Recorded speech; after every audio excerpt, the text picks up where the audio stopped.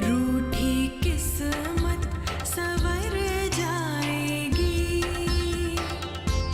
आंचल भर भर घर में खुशी आएगी। मिलाकर हाथ से हाथ भर कर मन में विश्वास, सोई किस्मत को अपने जगाने चली। आनंदी गाँव की लाडली, आनंदी गाँव की लाडली, गाँव की लाडली, गाँव की लाडली। अंग्रेजी में बात करो, वो डिश डैश करके बात करो ना, तभी ना वो जानेंगे कि तुमको अंग्रेजी आती है। घर और परिवार की तरक्की तो तभी होगी जब हम औरतें मर्दों का सहयोग करेंगे घर की आर्थिक आमदनी को बढ़ाने में। इसके लिए जरूरी है कि हम अपने हाथों को पैसे कमाने वाली कामकाजी हाथ बनाएं। हम वही बताए दे रहे हैं, आगे ऐसा गलती नहीं होना चाहिए। ठीक है, फिर कभी ऐसी गलती नहीं। चलो लाओ, आज जो कमाई करके लाए हो हमारे हाथ में रखो। वो कहा है ना कि ब्याह के बाद पत्नी का हक होता है अपने पति के पहली कमाई पे, और कहते हैं इससे घर में बरकत होती है और देवी मैया की कृपा बनी रहती है।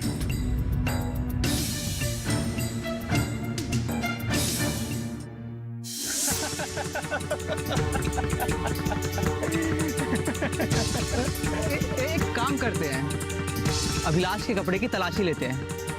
अगर उसके कपड़े या बटुए से पैसे मिल गए तो अभिलाष पूरे पैसों की पार्टी देगा, और अगर नहीं मिले तो हम तीनों दोस्त उसे मुफ्त में मितनू के दुकान के चाय भी पिलाएंगे और पकौड़ा भी खिलाएंगे। अरे हम सच बोल रहे हैं, ले लो तलाशी। हाँ भाई लो तलाशी। अरे गुदगुदी लग रहा है। अरे ये क्या कर रहे हो, गुदगुदी हो रहा है हमको। अरे क्या कर रहे तुम लोग, अरे क्या कर रहे तुम लोग। देखो भाई ये 200 रुपया कुरकुरा नोट। अरे कहा है नोटंकी, तुम तो बोल रहे थे हमारी जेब में 1 रुपया है ही नहीं, पर ये 200 का नोट कहाँ से आया तुम्हारी जेब में है? एकदम ठीक। देखो बेचारा कैसा सोचने लगा ये। अभिलाष, अब तो ₹1 का चाय और पकौड़ा आएगा मितनू की दुकान से। क्या भाई लोग? अरे हाँ चलो चले भाई। ये लोग इसे खर्च किए बिना मानेगा नहीं।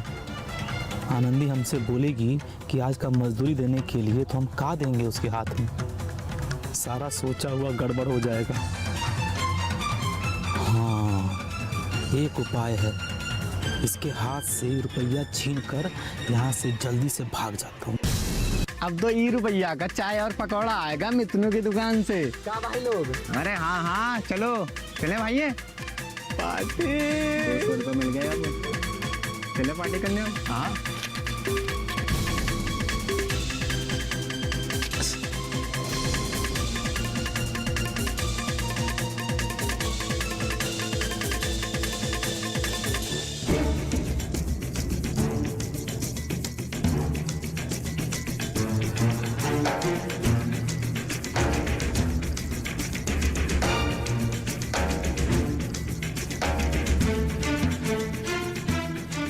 कर लो पार्टी। अब चाय पकौड़ा और चले जाओ मितनू की दुकान पर। अब चलो अब।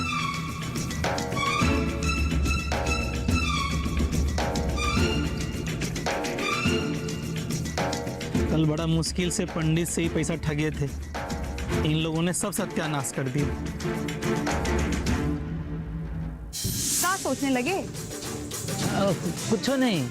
हम कह रहे थे कि आज जो मजदूरी कमा कर लाए हो वो हमारे हाथ में रखो। वो कहा है ना आनंदी,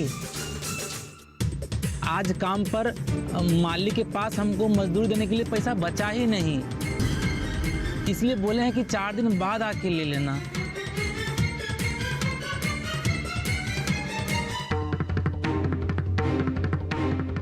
तो उदास काहे हो रहे हो? जिस रोज मालिक पैसा देगा उस दिन तुम हमको दे देना। हम तो बस देखना चाहते थे कि तुम हमको अपनी पहली कमाई देना चाहते हो कि नहीं। ब्याह के बाद हर औरत का सपना होता है कि पति की पहली कमाई उसे मिले। और वो अपनी कमाई देकर उस पे अपना भरोसा और प्यार जताए। हाथ क्यों रोक रखा है? चलो खाना खाओ।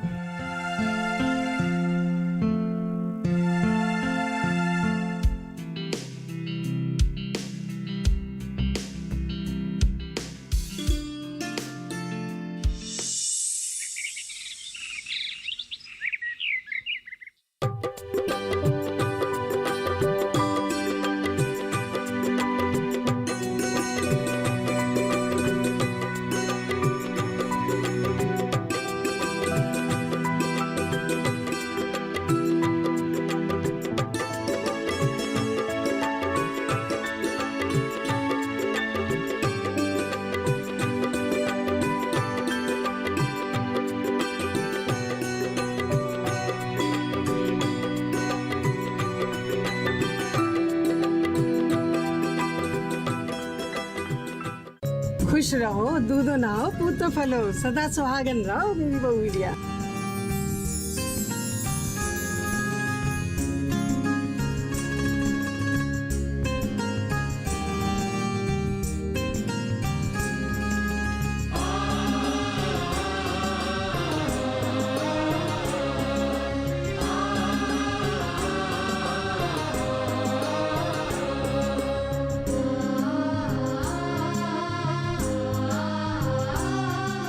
अरे मिश्री बहन, बुरा मत मानना।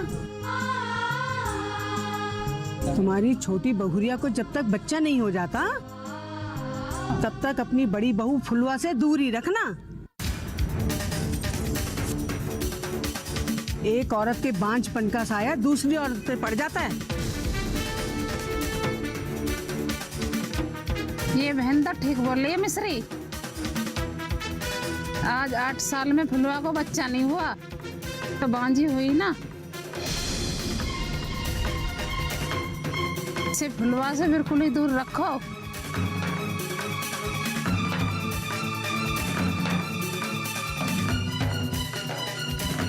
नाम लिया, मुसीबत आ गई। मिश्री बहन, अभी इसको आने का क्या जरूरत था? हम तो तुम्हारी छुटकी बहुरिया को मिलने आए थे ना। कहाँ रे फुलवा?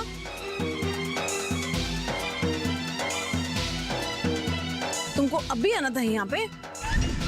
तुमको हम बुलाए हैं तो कहाँ आई हो तुम? नहीं माँ जी, हम चाय लेके आए। चाय मंगाई हमने तो काहे लेकर आई हो चाय? अगर आनंदी के सामने सुबह पहर शाम पहर ये अपना मनुष्य चारा लेके तुम आई ना तो हम तुम्हारी ये टांगे तोड़ देंगे। हाय हाय, शाम सवेरे नहीं आने से क्या होगा मिश्री बहन? उसको तो तुम अपनी छुटकी बहुरिया के पास बैठने उठने से परहेज ही करा दो, तभी छुटकी बहुरिया पर इसकी मनुष्यत का साया नहीं पड़ेगा। नहीं तो मेरी बात गांठ बांध लो तुम। हाँ, अपने आंगन में 2-2 बहू के होते हुए पोते पोतियों को तरसती रहोगी। यहाँ खड़ी खड़ी हमारी शक्ल देख रही होगा। जा अंदर चल। देखो छुटकी बहू, हम तुमको सचेत कर देते हैं। तुम उससे जितनी भी दूरी बना के रखो उतना ही अच्छा होगा। कहा है ना, ये तो है बांझ, और नौकी सुहागन को बांझ औरत से दूरी बनाकर रखना चाहिए। नहीं तो बांझ औरत का साया उसको भी बांझ बना देता है। समझे कुछ?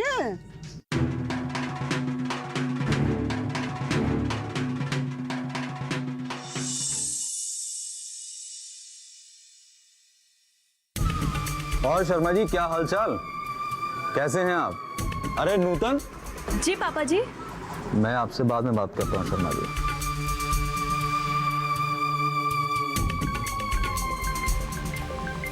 अरे बेटा, तुम मिश्री देवी की बहू से उसके आंगन में मिलने गई थी तो हमने तुम्हें एक काम बोला था, तुमने बताया नहीं बेटा। अच्छा, वो आनंदी के बारे में? हाँ हाँ वही बात। हमने तुमसे बात भी करने के लिए कहा था ताकि उसके मन का बात पता चल सके। पापा जी, वो मजदूर परिवार की होते हुए भी मॉडर्न ख्याल की लड़की है। बल्कि मैंने तो उसे घूंघट करते हुए ही नहीं देखा। और तो और आपको पता है पापा जी, मिची काकी के घर के आंगन में औरतें ना उसे दुल्हन समझ के देखने आई थी। लेकिन वो तो सभी औरतों के सामने पर्दा करने के बजाय सर से घूंघट हटाकर नेता की तरह भाषण दे रही थी। और आपको पता है पिताजी, मैंने उनसे पूछा, औरतें कुछ भी कर ले मगर मर्दों की बराबरी नहीं कर सकती। और वो इस बात पर आधे घंटे तक बोलती ही रही कि औरतों को भी मर्दों से कंधा मिलाकर काम करना चाहिए, ना कि घर में दुल्हन की तरह सज संवर कर बैठना चाहिए, बल्कि औरतों को भी मर्दों का हाथ बटाना चाहिए, काम करना चाहिए, पैसों में मदद करनी चाहिए। और उनके हाथ हमेशा कमाई के लिए होने चाहिए, पैसे कमाने के लिए होने चाहिए। पता है पापा जी, बिल्कुल एकदम नेता की तरह भाषण दिए जा रही थी। और इसी दौरान वहाँ पे बहुत सारे लोग इकट्ठे हो गए, धीरे धीरे करके आते गए। और फिर जब उनकी बातें खत्म हो गई तो सभी लोगों ने ताली बजाकर उनका समर्थन किया। और पता है पापा जी, सब लोग कह रहे थे कि आनंदी बहुत अच्छी लड़की है, बहुत अच्छी बातें करती है, वो समाज में औरतों के खुद के विकास के लिए बातें करती है। ठीक है बेटा, तुम जाओ। जी पापा जी।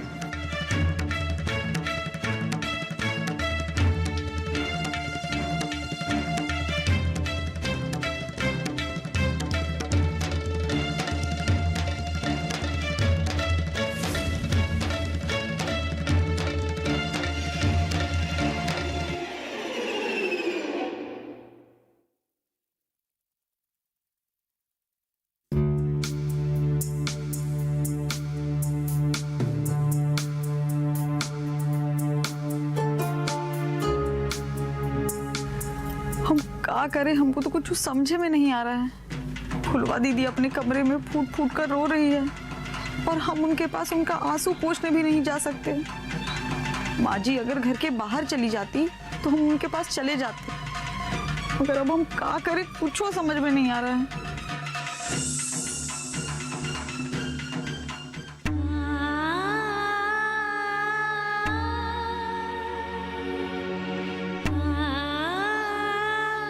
फुलवा, फुलवा, अरे देख हम तुम्हारे लिए कहा लेके आए।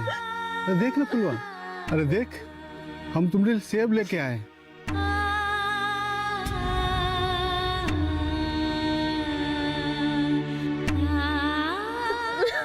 अरे क्या हुआ, तुम इतना काहे रो रही है? कुछ बताएगी कि क्या हुआ है? क्या होता है तुमसे? हम तुमको कितने बार बोले हैं कि कहीं से भी हमारी गोद में एक बच्चा लाके दे दो। अब नहीं होता है ना, तो गांव के तालाब में जाके हमको डुबो दो ताकि हम मर जाए। तुम्हारी माई को चैन आ जाएगा। हम तुमसे विनती करते हैं कि इन दोनों में से कोनो एक अब कर दो। हमसे नहीं बर्दाश्त होता ये अपमान नहीं बर्दाश्त होता हमसे। पहले चुप हो जा, फिर साफ साफ बता कि बात का है। आज तुम्हारी माँ पूरे गांव की औरतें आनंदी सबके सामने में हमको बच्चा नहीं है गोद में, इसको लेकर के कितना कोसी है। वो तो हमेशा कोसती ही है, लेकिन आज पूरे गांव की औरतें भी हमको बहुत ही कोसती है। हमको बच्चा नहीं है, इसमें हमारा क्या कसूर है? क्या कसूर है हमारा?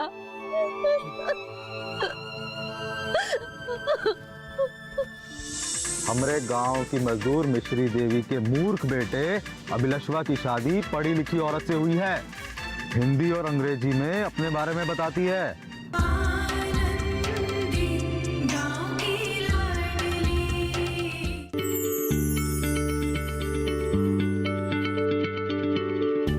क्या आप किसी बीमारी से परेशान हैं?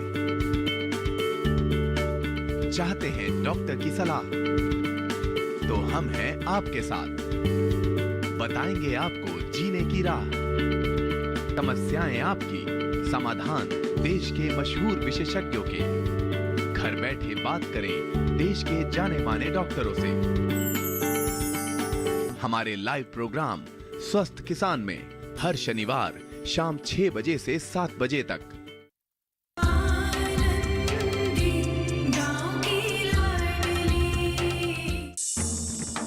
नहीं नहीं, हमको फुलवा दीदी को सहारा देने के लिए उनके पास जाना ही होगा। बहुत दुखी होंगी वो, और अगर हम उनके पास नहीं गए तो हमारा वो बात झूठ हो जाएगा जो हम उनको कहे थे कि हमारे आने के बाद वो अकेली नहीं रहेंगी।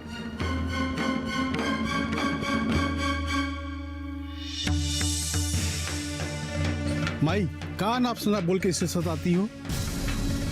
बिना ताना मारे तुम्हारा पेट नहीं भरता है का? अभी अभी नई बहू ब्याह के घर में आई है, कुछ दिन तो घर में शांति रख लो। आ गया घर वाली का रखवाला। वाह रे पत्नी व्रता व्रत, तुम्हें तो पंचायत में ना इनाम दिलाएंगे। बीवी की इतनी सी तकलीफ से ना इतना बौखला जाते हो। फिर फालतू का बोले जा रही हो। कितनी बार हम बोले हैं कि हमको बच्चा नहीं तो हमको कौंस लो, लेकिन तुम हो जो अपनी आदत से परहेज नहीं करती हो।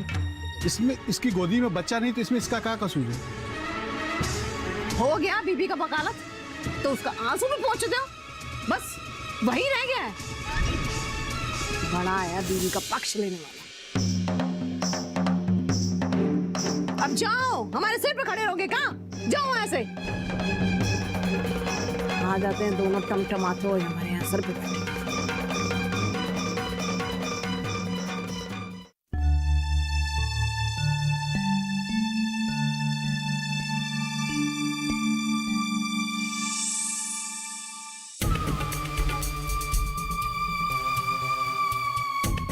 जजमान जी की जय हो।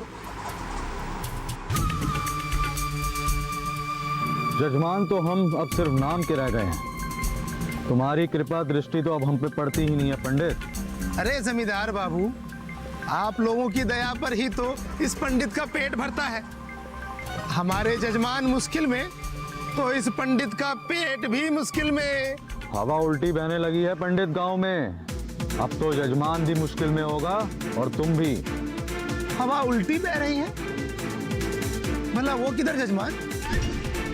4 रोज से तो दुष्ट गर्मी ने ऐसा कहर ढाया है कि बदन पर एक भी कपड़े नहीं टिकते हैं, और आप कह रहे हैं कि हवा उल्टी बह रही है। मैं उस हवा की बात नहीं कर रहा हूं पंडित, मैं गांव के मिजाज की बात कर रहा हूं। गांव में परिवर्तन की नींव रखी जा रही है। पढ़ी लिखी औरतें हमारे मजदूरों की बीवी बनकर आ गई है। वो अब अपने ऊपर होने वाले अत्याचार और दमन के खिलाफ आवाज उठाएगी और हम जमींदारों को नाक तले चने चबाने के लिए मजबूर कर देगी। औरत सशक्तिकरण क्रांति का झंडा उठाकर अपने विकास और न्याय की बात करेगी। फिर तो हम सब जमींदारों का काम चौपट पड़ जाएगा ना पंडित। जजमान, बताना हो तो ठीक से बताइए। पिछले 1 महीने में 6 जजमानों का हार्ट अटैक के कारण मृत्यु का श्राद्ध कर्म पुजा चुका हूँ। अगर यूं ही दिल लगी करते रहे तो 7वां नंबर मेरा ही ना हो। ठीक है, अब सीधे सीधे बता ही देते हैं। अरे तुम्हें पता है पंडित, हमारे गांव की मजदूर मिश्री देवी के मूर्ख बेटे अभिलषवा की शादी पढ़ी लिखी औरत से हुई है, और हर तरफ गांव में यही चर्चा है कि वो खुले दिमाग की है। गांव के लोगों से पर्दा तक नहीं करती, हिंदी और अंग्रेजी में अपने बारे में बताती है, और सुना है वो 8वीं पास है तो है। उसकी बीवी पढ़ी लिखी है तो अपनी सास को उल्टी गिनती गिनाएगी और अपने निकम्मे पति पर आफत बनकर गिरेगी। उससे आपका क्या वास्ता? तुम भी ना पंडित अकल से पैदल हो गए हो। अरे भूल गए हो क्या, एक मजदूर की पढ़ी लिखी बेटी ने बरियारपुर के जमींदार को भिखारी बना दिया था। हाँ, अच्छी तरह जानता हूँ। मेरी दक्षिणा तक देने के लिए उसके पास कुछ नहीं बचा था। लेकिन आप ऐसा मत कीजिएगा जमींदार बाबू। पंडित को दक्षिणा दिए बिना श्राद्ध कर्म पुजाने पर मरने वाले आदमी के आत्मा को शांति नहीं मिलती। इसलिए आप ऐसा करने से पहले मेरी दक्षिणा को अलग से रखवा दीजिएगा। नहीं तो मरने के बाद आपको भी मुक्ति नहीं मिलेगी। तुम पागल हो गए हो पंडित। हम तुमको बुलाए हैं कि मिश्री देवी की बहू आनंदी का कोई तोड़ निकाल कर हमको बताओ कि करना क्या है। हमारी अर्थी निकलने से पहले हम तुम्हारी अर्थी निकाल देंगे पंडित। क्षमा चाहता हूँ जमींदार साहब, वो जोगिंदर बाबू की मृत्यु की बात सुनकर मुझे दक्षिणा की बात याद आ गई थी। अरे कैसन बेशरम पंडित हो तुम, मन तो करता है तुम्हारा है। अच्छा हो गया ना, इस ब्राह्मण को माफ कर दीजिए। आगे बोलिए ना, आगे बोलिए ना, कहीं इस गुस्से के चक्कर में आज जो हमको बोलना चाह रहे हैं वो ना भूल जाएं। अब फिर हम पर ही इल्जाम लगाएंगे कि हमरे ही कारण आपकी याददाश्त ने आपको धोखा दे दिया। हम बोल रहे थे कि फिर से कैसे भूल गए। उसका हमारे गांव में रहना उचित नहीं है। आप कुछ उपाय सोचो कि कैसे उसको इस गांव से बाहर निकालें। गाँव की लाडली।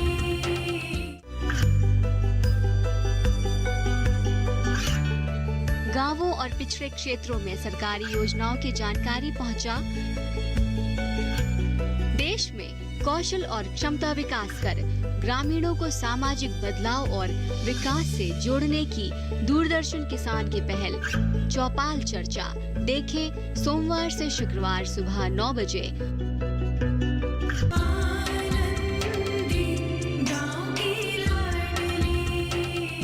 ये बात तुम कैसे भूल गए पंडित कि अभिलषवा की पढ़ी लिखी बीवी भी हमारा वही हाल नहीं करेगी। जमींदार बाबू, आप भी ना हर एक आफत को अपनी ओर आते हुए देखते हैं। अरे हर औरत एक जैसे नहीं ना होती है। अरे जरूरी थोड़ी ना है कि जोगिंदर बाबू के साथ उनके गांव में जो पढ़ी लिखी औरत ने किया वही आनंदी आपके साथ भी करे। वो आनंदी बहुत तेज तरार औरत है। औरतों को अपने पैरों पे खड़ा होने के लिए आवाज उठाने के लिए बोल रही है। उसका हमारे गांव में रहना उचित नहीं है। आप कुछ उपाय सोचो कि कैसे उसको इस गांव से बाहर निकालें। तुमको तो पता ही होगा पंडित कि वारिस नगर के जमींदार के खेतों में काम करने के लिए मजदूर नहीं मिल रहे थे, क्योंकि औरतें अपना काम धंधा करने लगी थी और गांव के मजदूर शहर में जाके कमाने लगे हैं। इसीलिए जमींदार की सारी फसल, मिर्च, गन्ना सब खराब हो गई हैं। उसका हाल ये हुआ कि वो कर्ज में डूब गया। याद करके भी रोंगटे खड़े हो जाते हैं हमारे। अब पहेलियां मत बुझाइए जमींदार बाबू, जल्दी बताइए कि हमें बुलाए किस लिए हैं, हमें करना क्या होगा। तब से बोल बोल कर हमारे मन के अंदर डर का बवंडर पैदा कर दिया है आपने। काम की बात तो हो ही नहीं रही। तुम भी ना पंडित, अगर हमारे बचपन के दोस्त ना होते तो हम तुम्हें अनारकली की तरह दीवार में चुनवा देते और उस जगह पर फूल माला लटकाकर रोज चाबुक से तुम्हें श्रद्धांजलि देते। अब ये तुम्हारा काम है पंडित, सुन लो, चाहे जो कुछ करना है करो, लेकिन आनंदी इस गांव में नहीं रहनी चाहिए। बस उसे हर हाल में इस गांव से निकालने के लिए मजबूर करना होगा। उसके रहते इस गांव में बहुत बड़ी क्रांति का माहौल बनता जा रहा है।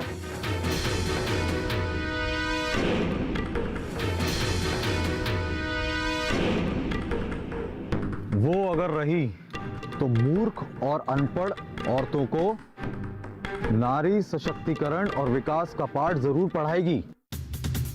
इस गांव का चाहे जो हो, लेकिन मेरी जमींदारी का गोबर हो जाएगा, ये तो तय है पंडित। हम तुम्हारा गुस्सा समझते हैं आनंदी। हम पहली वाली को अपने साथ ले जाने के लिए बोले तो तुम नाराज हो गई। कोई बात नहीं, तुम भी चल सकते। तुम तो पहले वाली से भी ज्यादा खूबसूरत हो।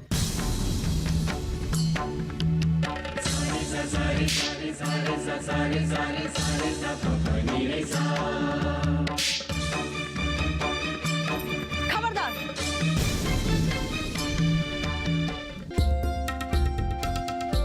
रूठी किस्मत संवर जाएगी, आंचल भर भर घर में खुशी आएगी।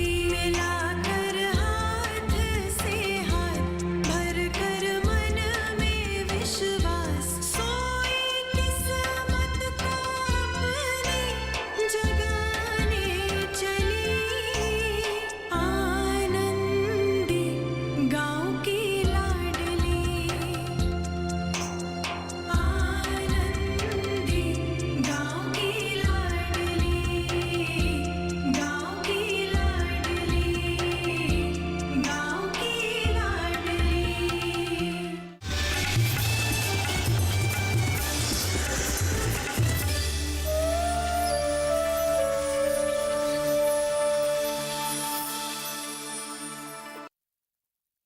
दादाजी मुझे कसम है आपकी, जिस तरह से आपके नेक मकसद के रास्ते में मुश्किलें खड़ी कर दी गई और आप वो नहीं कर पाए जो आप करना चाहते थे,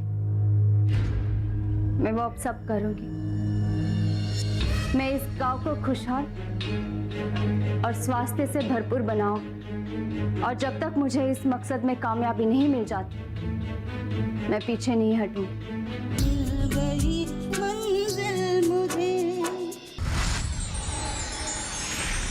मिल गई मंजिल मुझे, देखिए सोमवार से शुक्रवार रात 9:30 पर। औषधीय पौधों की खेती से कैसे हो रही है किसान की आय दुगनी?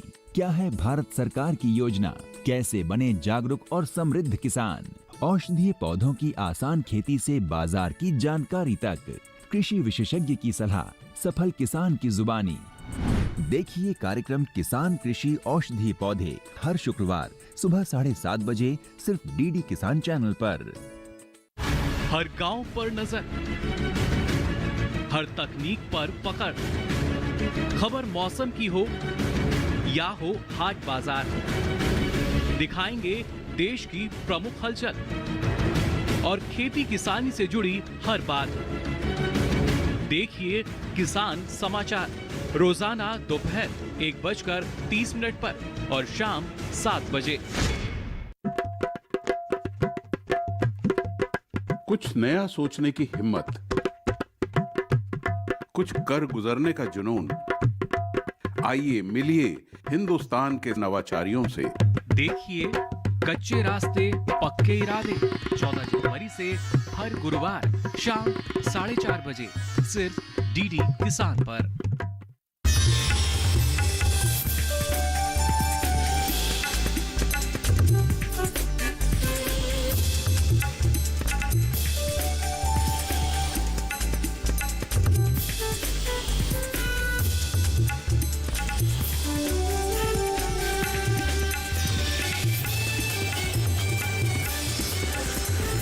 डीडी किसान, बदलते भारत की शान।